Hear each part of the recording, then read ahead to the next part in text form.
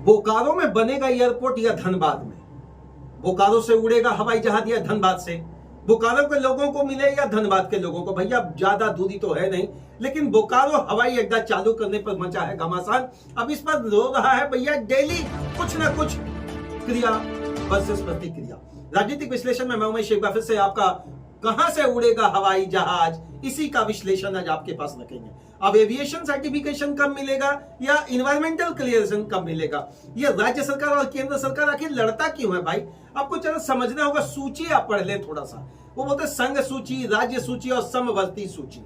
जब राज्य अपना विकास के अंतर्गत अपना खोखला वादा ना करके धरातल पर लाकर मुद्दों को लाकर रखता है और अपना बजट खर्च करता है तो भैया राज्य सूची। संघ सूची में जब केंद्र सरकार अपनी योजनाओं का खोखला या पूरा करके लाकर रखे तो संघ सूची। लेकिन समवर्ती सूची में जहां बात आ जाती है, जब बात आती है उन मुद्दों की, जब बात आती है उन सांकेतिक मुद्दों की जो केवल फाइलों में दौड़ता रहता है, सोशल मीडिया पे दौड़ता रहता है, पन्नों में दौड़ता रहता है, और ये दौड़ता दौड़ता भैया पिछले 5 से 7 वर्ष में तक गया।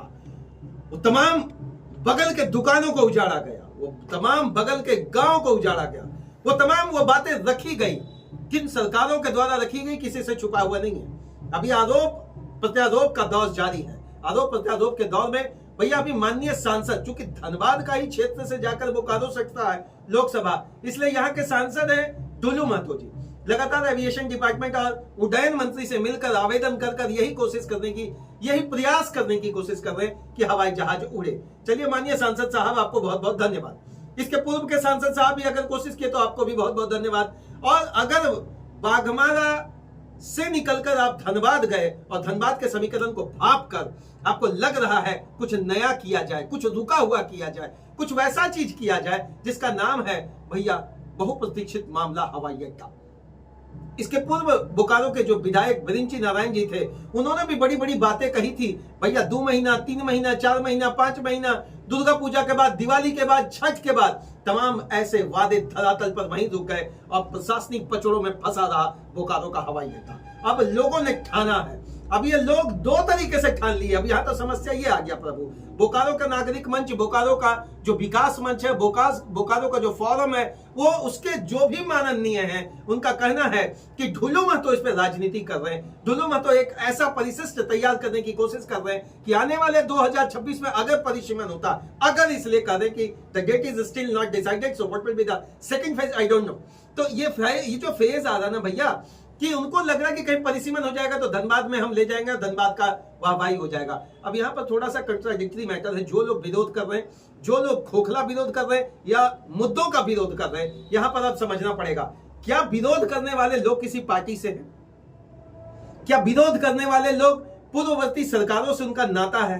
क्या विरोध करने वाले लोग एक ऐसा सिस्टम जनरेट करने की कोशिश कर रहे हैं, एक ऐसा ऑरा डेवलप करने की कोशिश कर रहे हैं जो पिछले समय में नहीं हो पाया? पिछले समय में क्या नहीं हो पाया भैया? तमाम चीजें तो अधिग्रहण कर ली गई, खर्च किया गया 100 करोड़ रुपया के आसपास का भैया नॉन मैनिपुलेटिव थ्योरी से बजट बनाकर उसको घुसेड़ दिया गया। वहीं अब रनवे पे सड़ रहा है, रनवे पे भैया घास आ गया, बाहर का चकाचौंध जो था वो खत्म हो गया। बीएसएल अथॉरिटी अपने बोलते हैं लिगामेंट सिस्टम से इसको कंटिन्यू करने के लिए वहां पर भैया छोटा सा हवाई अड्डा बनाई थी, लेकिन अब ये 70 सीट वाला, 100 सीट वाला, 120 सीट वाला जहाज या 180 सीट वाला, भैया 1 सीट वाला नहीं, 2 सीट वाला तो उड़ रहा है, 2 ही सीट वाला तो उतर रहा, हेलीकॉप्टर जहाज नहीं। इसका मतलब है कि राजनीतिक पचड़ों में ये नहीं फंसा है, राजनीतिक गलियारों में नहीं फंसा है, राजनीतिक प्रतिद्वंदिता में नहीं फंसा है, यह फंसा है सरकारी पचड़ा में। अब सरकारी पचड़ा तो ऑपरेट होता है राजनीति से, तो भैया माननीय हेमंत जी से एक अनुरोध करेंगे कि चलिए इतना लंबा समय से बहुप्रतीक्षित मामला अगर लग रहा, तो आप मुख्यमंत्री हैं, सूबे का प्रधान सेवक है, सूबे का मुख्यमंत्री है, और आप जिस पद पे हैं, मुझे लगता है किसी एक सांसद और विधायक को बात करने की जरूरत नहीं है। आप चाहे तो there is possibility that you can directly talk to उड्डयन मंत्रालय, aviation department, and the result might be possible from the sides of either to Bokaro और धनबाद। एक बार कोशिश किया जाए। चलिए जेएमएम को ही बेनिफिट मिल जाए ना, कोई दिक्कत नहीं है। अगर भाजपा को आपको लग रहा नहीं मिलना चाहिए, चूंकि केंद्र के मामला है, तो भैया यह तो राज्य सरकार आपसे सवाल करेगी।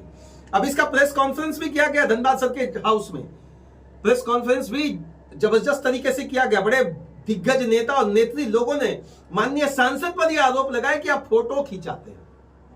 आप तमाम विकास की बात नहीं करते, आप फोटो खिंचाते हैं। अब फोटो खिंचाना और विश्लेषणात्मक तरीके से प्रेस कॉन्फ्रेंस करके बात रख देने से यह मामला नहीं खत्म होगा। मैं तो जेएमएम के भी नेता और नेत्री से यह बात जानना चाहता हूं, भैया अभी वर्तमान में जो राज्य में सरकार है, अगर मामला कहा जा रहा कि अगर एनवायरमेंटल क्लियरेंस पर अगर फंसा हुआ है या कहीं भी किसी पचड़े में, the fact can not be hidden, इसको छुपाया नहीं जा सकता, एंड द कॉमन मैन और from the sides of journalist this is not possible that each and every points would be known by a common man.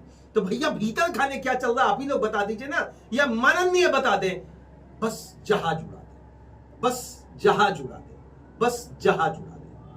Runway में दम तोड़ रहा है करोड़ों रुपया, रनवे में दम तोड़ रहा है अनेक मरीज। आप कह रहे ना मरीज पढ़ने जाएगा या फिर शिक्षा की बात करेंगे, तमाम ऐसी बातों को रखेंगे, तो भैया अब तम राजनीतिक प्रतिद्वंदता, घेराबंदी, ये सब चीज छोड़कर गलियारों में चर्चा ना हो, बस एक ही चर्चा हो कि उड़ चले, चलो अब उड़ चले। बहुत बहुत धन्यवाद माननीय सांसद महोदय, बहुत बहुत धन्यवाद फोरम के तमाम लोग, बहुत बहुत धन्यवाद। धनबाद नागरिक मंच से जुड़े हुए या बोकारो नागरिक मंच से जुड़े हुए जो आंशिक हड़ताल या एक दिवसीय हड़ताल पर लगातार जारी अपनी बात को रख रहे हैं, घेराबंदी करे, छींटाकशी करे, आरोप प्रत्यारोप करे, लेकिन आम जनता के लिए अगर आप नहीं होता है तो श्रीमान कोर्ट का दरवाजा खटखटा लेते, तो शायद कोर्ट इसमें संज्ञान लेकर कुछ ऐसा चीज निकाल देती, ऐसा स्पष्टीकरण आ जाता, किसी को ऐसा तलब कर दिया जाता कि वाकई अब तक किन पचड़ों में इसको रोका गया। बहुत बहुत धन्यवाद। कोयलांचल का विकास का एक प्राथमिक कड़ी अगर हवाई जहाज बन उड़ जाता है यहां से तो जरूर बनेगा। तब तक के लिए आप सभी को जानकारी